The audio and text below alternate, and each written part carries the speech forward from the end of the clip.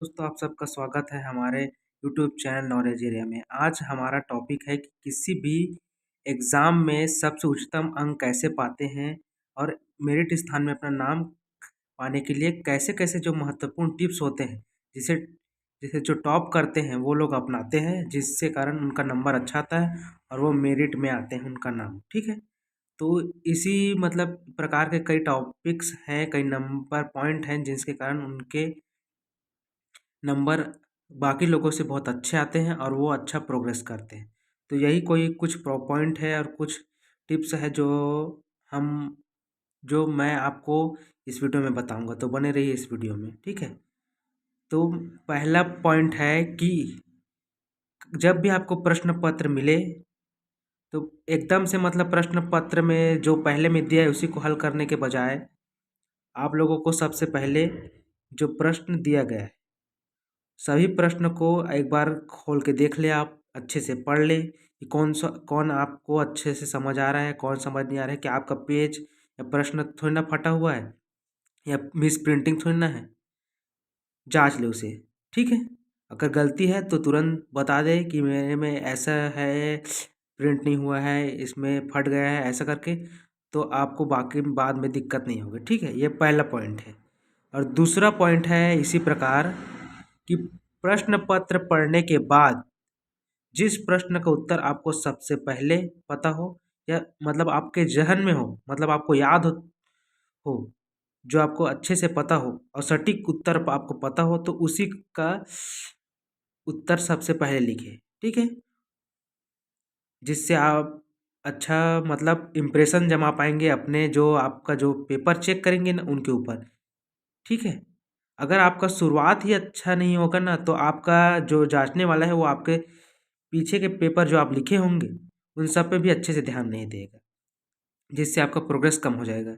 इसी प्रकार तीसरा टॉपिक है हम लोगों का, तीसरा पॉइंट है प्रश्नों के उत्तर दिए गए शब्द सीमा के भीतर स्पष्ट, सटीक एवं संतुलित ढंग से लिखे। मतलब कि आपको वगैरह जैसे कि कई लोग हमें तो सब पता, थोड़ा बहुत ऐसा करके इधर उधर से मिला के इधर उधर से मिला के लिख लेंगे, ऐसा भी चलता है, लेकिन इससे आपको सटीक नंबर पूरा पूरा नहीं मिल पाएगा। तो आपको सटीक नंबर अच्छे से पाने के लिए आपको सटीक उत्तर लिखना पड़ेगा। थोड़ा बहुत इधर उधर चलता है, लेकिन ज़्यादा आपको प्रश्न से मतलब उसके जो टॉपिक है उससे बाहर नहीं जाना है, इससे आपको नंबर कम मिलेगा और ना आपके नंबर कम आएगा, ठीक है। इसी प्रकार चौथा पॉइंट है हम लोगों का, प्रश्नों का उत्तर देते समय शब्द सीमा पर विशेष ध्यान दें, परंतु उत्तर की पूर्णता भी जरूरी है।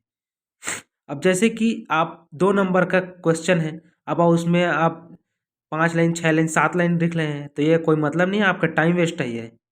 तो जितना मतलब आपका नंबर का क्वेश्चन है उसका उत्तर उसी के हिसाब से दे, और ऐसा दे कि 1-2 लाइन में ही उस उत्तर मतलब उस प्रश्न का उत्तर पूर्ण हो जाए, आपको ज़्यादा और लिखने की जरूरत मत पड़े, आप दूसरे क्वेश्चन पर अपना ध्यान लगा पाए, ठीक है।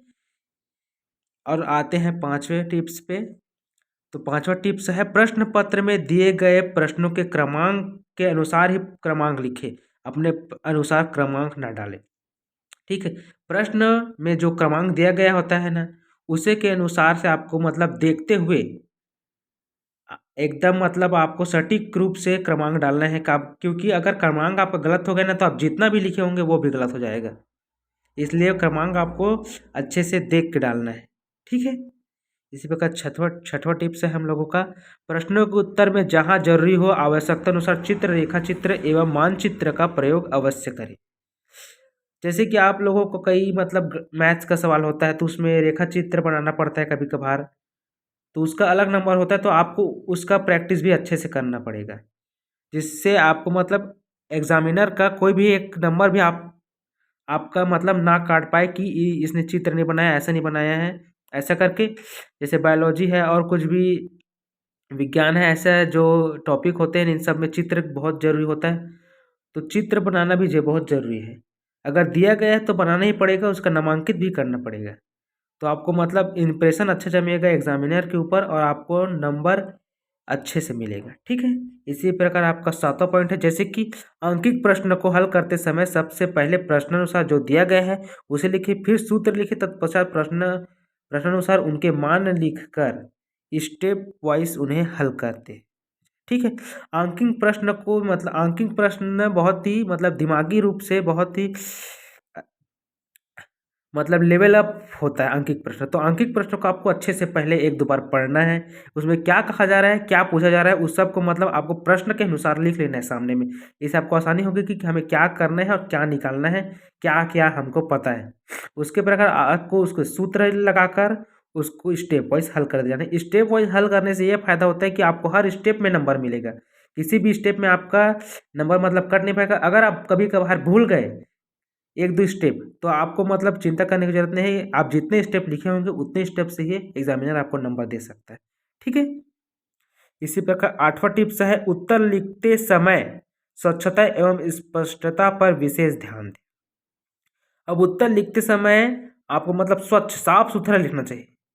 राइटिंग आपका जो जैसे बनता है उतनी दिक्कत नहीं, लेकिन साफ साफ मतलब राइटिंग से भी महत्व है, लेकिन राइटिंग से उतना आजकल मतलब थोड़ा अब सभी का एक अच्छे से नहीं बन पाता। तो कई लोगों का थोड़ा ठीक ठाक बनता है, तो कई लोगों का बहुत अच्छा बनता है, कई लोगों का बहुत बेकार बनता है। तो इसमें मतलब ऐसा नहीं है कि बहुत बेकार है तो उसको बहुत कम नंबर मिलेगा, लेकिन स्पष्टता मतलब साफ सुथरा लिखना चाहिए।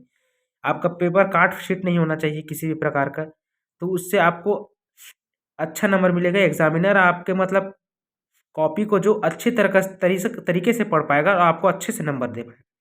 तो स्पष्टता बनाए रखें जिससे आपका कॉपी उत्तर पुस्तिका और आकर्षक दिखे और आपको अच्छे से नंबर मिल पाए। ठीक है। इसी प्रकार 9वां हमारा टॉपिक है, संपूर्ण प्रश्न हल करने के पश्चात लिखे गए प्रश्नोत्तरों को पुनः जांच कर ले ताकि एक भी प्रश्न ना छूटे हो। ठीक है। अब प्रश्न पत्र हल करने के पश्चात प्रश्न पत्र एक बार और देख ले कि हम लोगों से कोई छूट थोड़ी ना गया है, और एक बार अपनी उत्तर पुस्तिका को भी जांच ले कि ना हम लोगों से कुछ शब्द गलत थोड़ा लिख चुका है या कोई प्रश्न क्रमांक गलत थोड़ा लिख चुके हैं।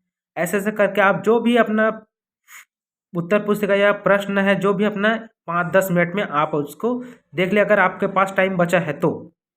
और बचना ही चाहिए क्योंकि मतलब ये जरूरी है कि अगर कोई गलती हो गए ना तो एक गलती वजह से आपको उस पूरा आंसर सेट गलत हो सकता है, मतलब उस क्वेश्चन पूरा गलत हो सकता है। तो इससे अच्छा आप 5-10 मिनट निकाल के अच्छे से देख ले कि प्रश्न उत्तर थोड़ी ना मतलब कुछ टॉप मतलब वाक्य थोड़ी ना गलत हो गया है या फिर कुछ क्रमांक थोड़ी ना गलत लिख दिया हूँ, ऐसा करके आपको जांच लेना है। ठीक है। इसी प्रकार 11वां टॉपिक है हम लोगों का, यदि किसी प्रश्न का उत्तर पॉइंट वाइज याद हो और समय अभाव के कारण उत्तर लिखने का समय न हो तो केवल पॉइंट ही लिखते। अब जैसे कि आपका सोशल साइंस का एग्जाम है तो उसमें 4 नंबर का दिया गया, तो आप 4 नंबर के चक्कर में 1-1.5 पेज लिख रहे हैं तो उससे आपका टाइम ही जाएगा ना। तो उस 4 नंबर में आप पूरा 1-1.5 पेज लिखने के बजाय अगर आपको पता है अच्छे से तो 4 पॉइंट लिख दीजिए। उसमें क्या बताया जाए उसको पहले दर्शा दीजिए, उसके बारे में थोड़ा परिभाषा टाइप लिख दीजिए, फिर 4 पॉइंट उसके बारे में लिख दीजिए।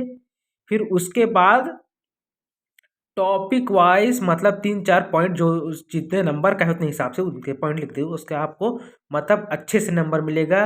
और मतलब एग्जामिनर उसमें मतलब कुछ काट नहीं पाएगा। आज जैसे आप रैंडम लिख लीजिए 1-2 पेज, तो उसमें अब मतलब वो देखेगा क्या क्या लिखा है, कुछ पढ़ेगा भी नहीं, 1-2 नंबर दे देगा बस। लेकिन आप टॉपिक वाइज लिखेंगे ना तो 1-2-3-4 4 नंबर का है, 4 टॉपिक लिखा है तो मतलब 4 नंबर ऐसा करके दे देगा वो। इसलिए आपको टॉपिक वाइज लिखना है। ठीक है।